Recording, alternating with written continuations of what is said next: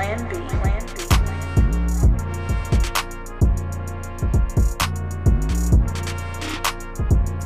And we are back like we never left on the BIA podcast. Chip.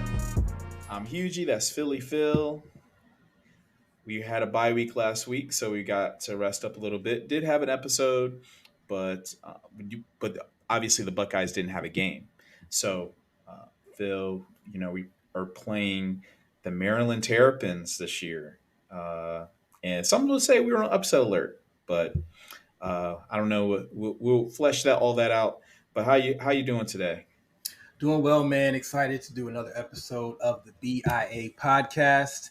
As a reminder, or if you are a first-time listener, the BIA in the name stands for Best in America, a self-proclaimed name for the Ohio State secondary, one that we believe in. We believe that BIA is back, and we also aspire to be the best podcast in America too. So the name is a little double entendre there. But yeah, I'm excited for the team to be back. It was nice to have a weekend stress-free, not having to worry about the games. Kind of, it'd be great if this team wins, great if this team loses, but nothing that spikes the heart rate up like a Buckeyes playing. So, but excited to get back into it.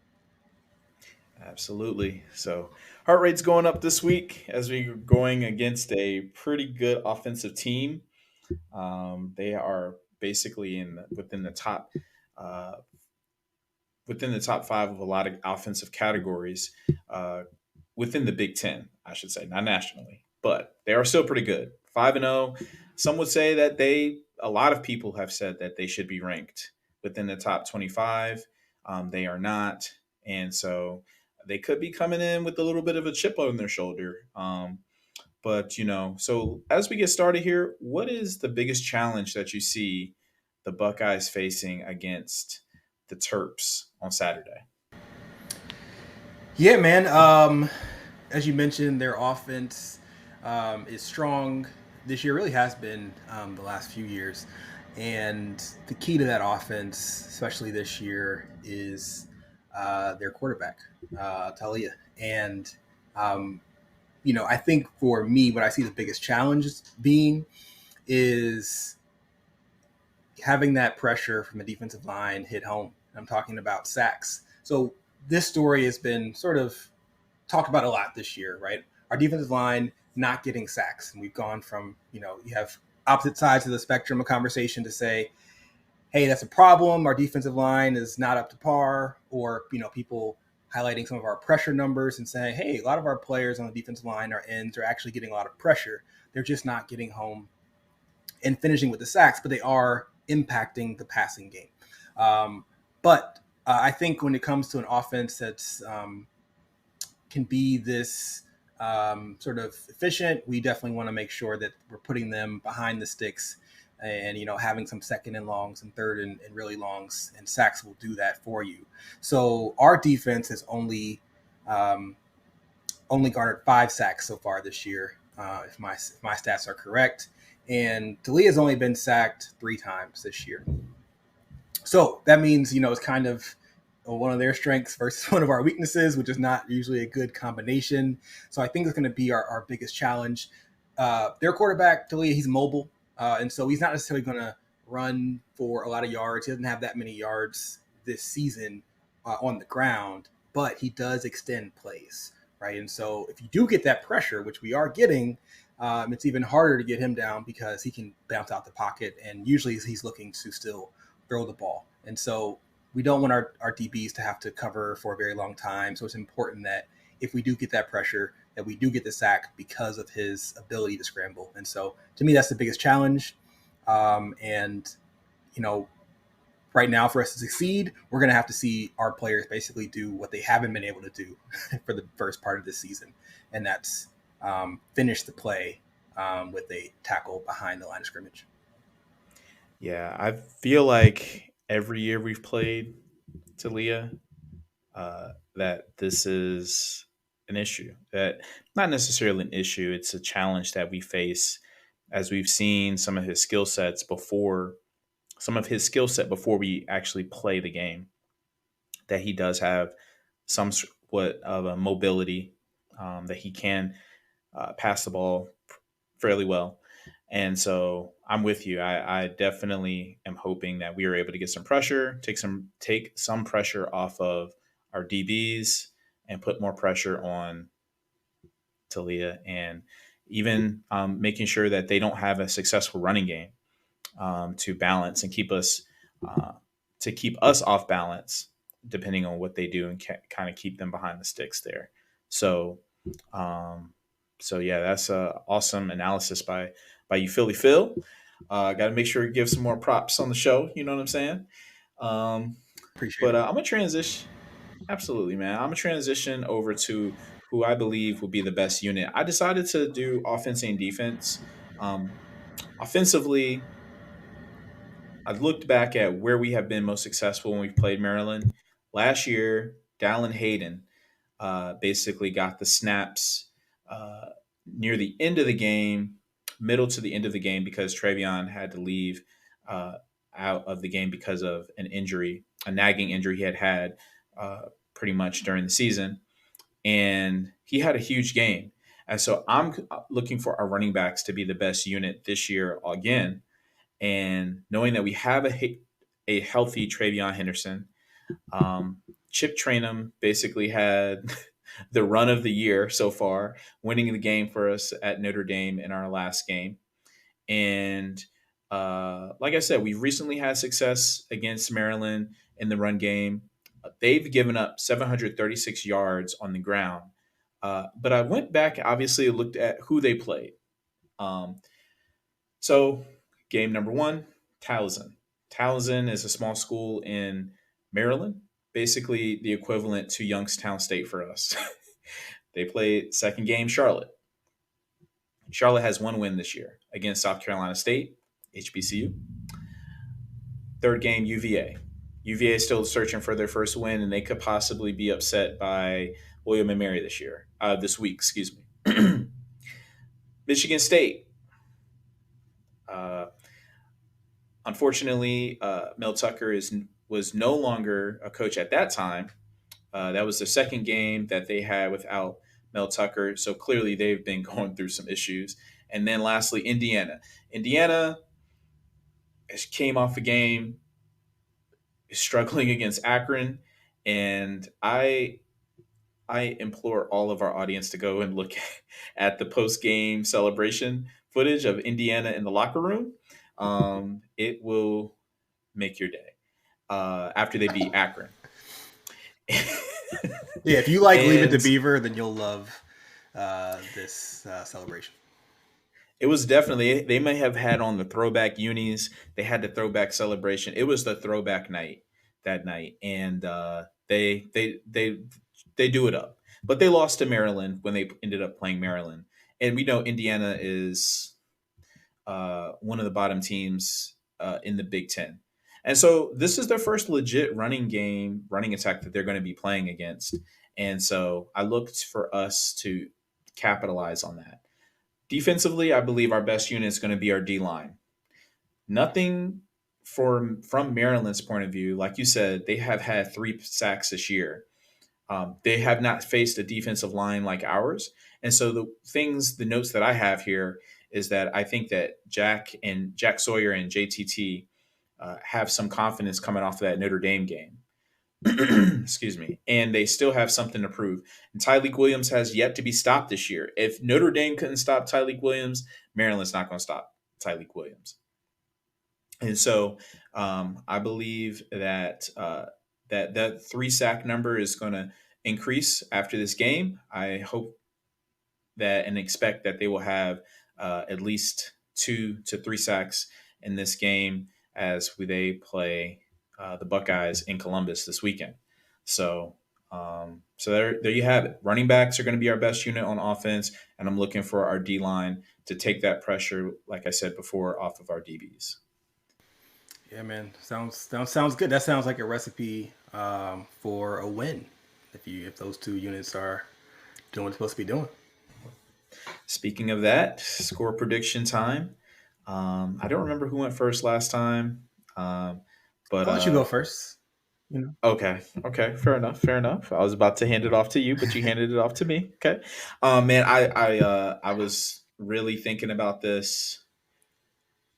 This is going to be the closest score that I have predicted. Ohio State wins 35-24. I definitely think Maryland's going to score. I hope they don't score early. I hope that we're not cut in on other games as an upset alert potentially. You know, but we know that this is. I think this is going to be a little bit tougher than what we expect. But at the end of the day, I do believe that our defense is going to hold them to under 30 points.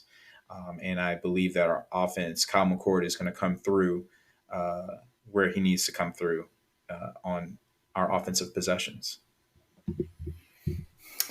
Yeah, I like that. I'm not too far off from you. Similarly, we know their offense is probably going to put up some points. So I have the final score being Ohio State 31, Maryland 20. So a little bit more stout on the defensive end predicting. Yeah, I can see actually a game where if Maryland has 20, I can kind of see them having 14 in that first half and kind of our defense being able to get better as the game goes on, which I think has been, you know, pretty consistent for most of our games this year. You can argue with Notre Dame that our defense got a little tired in that third quarter because they had the ball. Notre Dame had the ball for a very long time. But I do think that you might see that where Maryland does get off to a pretty decent start, but then our defense is able to make adjustments in the second half and kind of lock them down. So yeah, I've got 31-20 Ohio State winning. For those who are betting people who are sinners like that, like myself, you'll know that Ohio State is. I think you can double check while I'm saying this. I think they're around a 20-point favorite. I think that it opened at maybe 21. It had been bet down to around 19, but it's around that 20-19 point range, so pretty close, 3 touchdowns. 20 Yeah, and a half. 20 and a half. Yeah, so it's a 20 and a half right now. That's pretty close to 3 touchdown lead. That's a to me a little disrespectful for a team that we both think deserves to be a ranked opponent. Um, so yeah, even our scores are you know closer than right now Vegas is predicting, but that might be a setup for us. So I don't. It feels weird for Ohio State to not have been dominant this year, to play an undefeated team and be expected to win by 3 touchdowns. Hopefully that happens. I'd be happy to be wrong about my 30-20, 31-20. But yeah, just for perspective, that's what the Vegas right now is seeing a bit of a larger margin than we are. Yeah, we've been talking outside of the show, like, obviously as we get closer to through October, going into November, getting to the game and just kind of seeing what the team up north is doing and like how we're gonna do and all this. And it's like, no, let's stop. Let's go ahead and beat Maryland first. Let's get this dub against Maryland and then focus on the schedule at hand. But we've talked a lot about quarterback play, and in particular with Talia Tagovailoa. Definitely feel like I got that wrong, but we're gonna keep going. Don't mean to disrespect his name by any means, but we've talked about basically Talia's game and how he's uh, definitely progressed through his career, and they've gotten to a point where they're pretty efficient so far this year. He's been in college football since 2019. He started out with Alabama, um, and then he transferred to Maryland. So he's been with Maryland since 2020, which was obviously a weird, fluky year, and we're going to get more into that. But one question that was posed by the Fox College Football IG account was, who do you trust more, Kyle McCord or Talia Tagovailoa? I can go first in this on this. Let me go first. Actually, Okay, okay, go let me ahead. go first. Okay, so I'm a take the booze from the Buckeye faithful, and I'm gonna say Talia. Okay. This year he's been really important for Maryland, and to me, the difference is he is the centerpiece of their offense. He is the primary gear that gets it rolling. He is top five right now in terms in the country, not just the Big Ten, in terms of points responsible for. And so he's I think he's top 15 in the country in passing yards. He's just somebody who is kind of the focal point, and that might be my necessity, but um, it also demonstrates a certain level of responsibility that he has for that team, that they go as he goes, right, on offense. For Ohio State, um, you know, as an Ohio State fan, you're just kind of hoping that McCord just manages things, that he doesn't mess up, he doesn't make a big mistake, that he just gets the ball, just get the ball to our guys who we expect to control that game. So to me, when it comes to who would I trust more, I'm going to trust the person. I'm going to lean with who the coach trusts more, right? And I think that Maryland coaching staff trusts Celia a lot more than Ryan Day and Hartline trust Kyle McCord, and we can see that. I'm not making it up. I got receipts. It's called the play calling. They're not calling plays that feature him as a guy to win us games. And so obviously he did win us a game, literally, in that final drive against Notre Dame. But they had that at that point, they had no choice. So yeah, I'm gonna say I trust Mr. Tagovailoa more right now, and I think that you can just see that in the way that he is the focal point of the offense, in a way that even when you mentioned Hugie, who's going to be the best unit, you went with the running backs. You expect our running game to win this game. Do you? And we definitely are not expecting Maryland's running game, knock on wood, but we're not expecting that to be the factor. And so that's why I'm going with the Maryland quarterback. Thinking back last year, even CJ struggled against Maryland. So, and I know that a lot of that production graduated, went to the draft, um, and they're playing in the league now. But primarily the DB, I forget his name, the DB that covered Marvin Harrison Jr. That was a payday for him. Even regardless, we were looking ahead at Michigan because that was our second to last game during the regular season. It is what it is. But so give you props there. That's a great conventional answer. Now for me, with the cheers from Buckeye Faithful, from Buckeye Nation, I'm taking Kyle McCord. And here's why I'm taking Kyle McCord. I didn't think about this, but one of the points that you made, they are calling plays for running backs, screenplays for the wide receivers, stuff like that. On a freaking 4th and 1, we did a sweep, jet sweep with Emeka. I wish that they would have thrown it. Whatever. When the game counted, when it was on the line, let's actually go before that. Before that, Western Kentucky, Kyle started cooking. Man, he got his confidence. I think that's actually where this confidence started, began to build. We steamrolled Western Kentucky. Running game was on point. But that's one of those things that did help Kyle, and that's what we're going to need to have happen here as the season progresses. But Kyle put up big numbers in that game. Going to South Bend against Notre Dame, when the game counted, Kyle was there. Now there was one throw that was almost intercepted by a Notre Dame linebacker that I like to forget, and that, yeah, I saw it as it happened. Um, I mean, both hands. He got both hands on it, but it didn't happen. Okay, and Kyle was throwing some clutch, making some clutch passes, man, making some clutch throws in that game. Uh, and so this is why I'm taking McCord, is because I had to look back at what big game has Talia won. I know football is a team sport. It's, Maryland. Uh, Talia doesn't play both sides of the ball.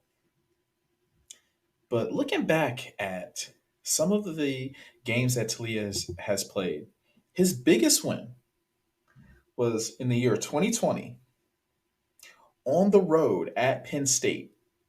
They won a convincingly game. They won convincingly. The score was 35-19. But everybody knows in a way, and I actually don't like it when people say that was a fluky year. 2020 was this. That. I mean, you had some players that just didn't play in certain games. So, fans weren't in the stands in Happy Valley. So they got that win. You don't have that pressure uh, going into a game like that in 2020, albeit that is his biggest win that he has had. So I don't know what he looks like in a big moment. And I remember last year, actually, he had an opportunity to have a winning drive, even against us. He got sacked. It was a fumble. He ended up getting hurt on that play. No, I'm not, and this is no fault to him. I'm not faulting him for getting hurt.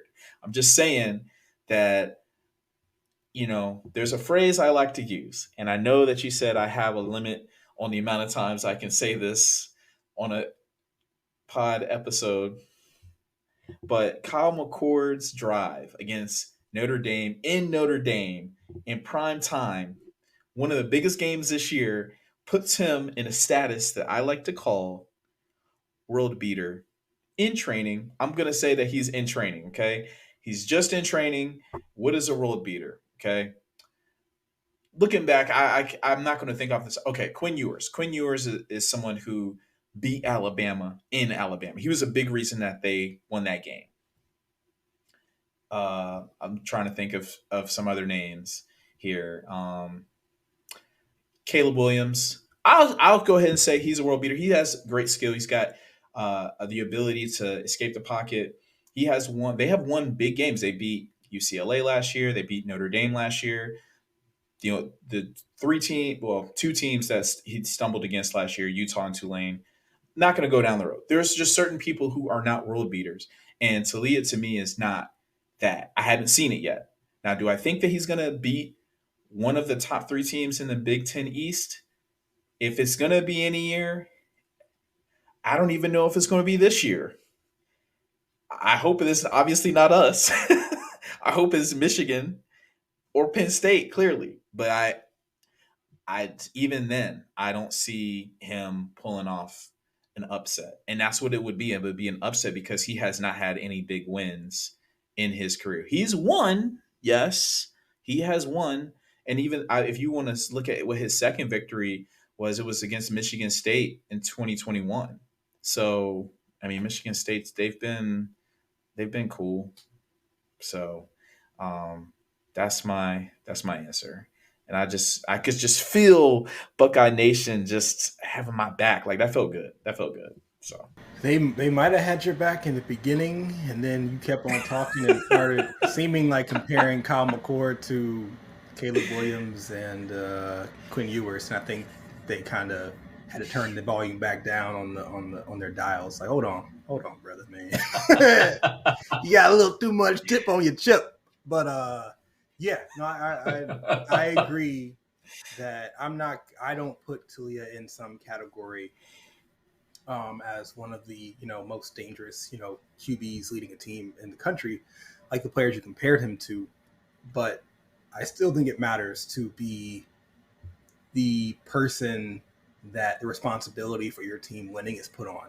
And yes, Kyle McCord had that responsibility for one drive in that game, but we didn't go into that game saying like, let's see Kyle McCord carry this team to victory, or let's see Kyle McCord put on a show. And so, but I think if you're a Maryland fan, that's what you are expecting. And if you're a Maryland coach, that's what you're expecting of your quarterback. And so I think, to me, that just gives that extra responsibility, I think, deserves an extra amount of respect.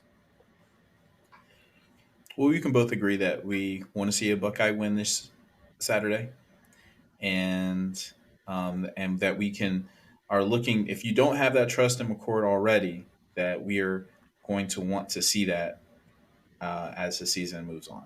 So so yeah. With that said, coming up, we've already alluded to quarterback play. Um, we're going to look at the national scene, and we're going to talk about who our Heisman hopefuls are as we head into week 6. That's coming up next. And we are back here on the BIA pod, and we're going to go over our top three Heisman prospects as we head into week 6. And so, with that, I'm going to go ahead and go first. My top three Heisman hopefuls. Number one, I've got Michael Penix Jr. from the University of Washington. Number two, I've got Quinn Ewers, former Buckeye, but who plays for the University of Texas. And at number three, the Heisman winner from last year, Caleb Williams from USC. So, Phil, who you got? All right. So for my Heisman hopefuls, I share two of your three. So I also have Michael Penix Jr. On my list. My second hopeful is Caleb Williams, but I'm going to depart from you on Quinn, just like he departed from Ohio State. And I'm going to tell you who really should be in that number 3 spot, and that's Bo Nix, quarterback, Oregon Wow. Ducks. Quack quack. Okay. Well, Maybe we'll start. We'll start that's with interesting. Caleb and Penix and like why we both agreed on those two. What do you got, you? Yeah. So with Caleb Williams, um, let's just so yeah, Caleb Williams, he doesn't have the big win yet. He actually hasn't played. He's only played through one complete game um, that I've seen. I don't remember if he played all the way through his game against Arizona State, even though it was kind of tight. Look, their defense is bad, and they're winning because they're scoring points. Because if they weren't scoring enough points, if they are not going to score enough points in the big games, then their defense is going to let them down. But Caleb, he obviously is making plays. He's doing what he needs to do. I mean, they torched Colorado this past week. Colorado did come back, but not at the fault of the offense. It was at the fault of uh, USC's defense, and Colorado actually played it close. They played it close, and they got some ridicule as to why they mismanaged the end of that game. But one of the things that I've heard some analysts and some other people in other pods talk about is the fact that they didn't want to give the ball back to Caleb Williams because they know that he was going to score, and so that's a lot of respect to give someone basically who's already won the Heisman and who could possibly be the second person to win back to back Heisman trophies. Yeah, I mean, you've got a lot of specifics there. I'll just say he makes wild plays. I mean, every week he's got a play where it's, he's shuffling uh, and just getting out of stuff, and then not only making a positive play out of what seemed to be a loss, but making a 60-yard touchdown pass to an inevitably wide open USC receiver who just catches it and just like scoots in for the last 20 yards. And, the DBs are all looking like, what are we supposed to do? We were just trying to cover an elite athlete for, 8 seconds. So, yeah, for me, that's just the tape, in terms of the eye test and the wild plays and the clips and the YouTube moments and the Sports Center top 10 stuff. Caleb Williams is way above anybody else right now in college football. His Pac-12 counterpart, Michael Penix Jr. I just, picking this, I'm just rooting for him. He started out his career at Indiana, um, and he had a season-ending injury while he was there. Uh, he transfers to Washington, has a pretty good year last year. They get to a bowl game. They win the bowl game against Texas, and he's off to just on a lot of other boards and a lot of other Heisman hopeful charts. He's at the top. He's at the top or he's near the top. Um, just like Caleb Williams, he does not have the big win yet. They did go to Michigan State as they had basically a 2-year series with the Spartans, and he won that. They won that game convincingly 2 years in a row. Now, just as a side note, this was the first game that Mel Tucker did not play. Or I'm sorry, coach for Michigan State, but that ain't got nothing to do with Washington. They handle business. They handle business, and Michael Penix Jr. is leading that offense. And we'll get to this in the locks, but they've basically been waxing everybody except for their last the last team they played in Arizona, Pac-12 after dark.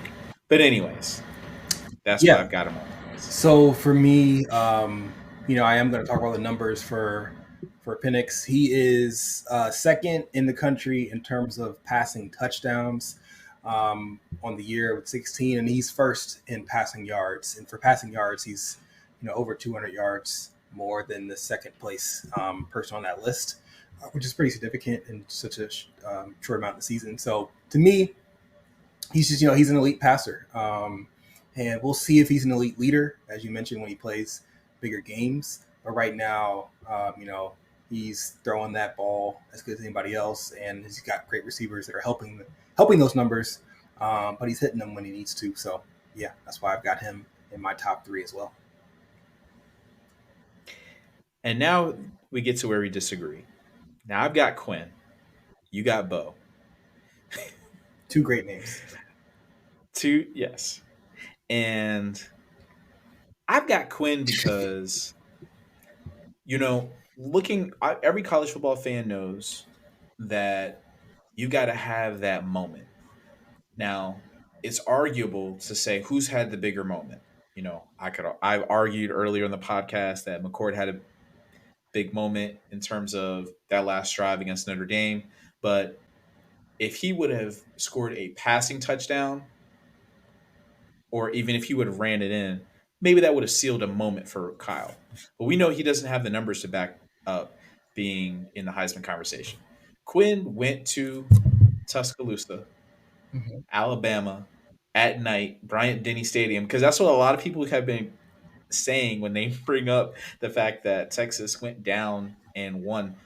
Even last year, when Alabama came to Austin, people said if Quinn didn't get hurt, Texas was going to win that game. Out of these guys, to me, he's got that moment right now. His numbers are, uh, uh, I know they're not there yet with them. I'll look them up when you go to talk about Bo. Actually, I got him here. So Quinn has 1,400 yards, 15 touchdowns, and 1 interception on the year.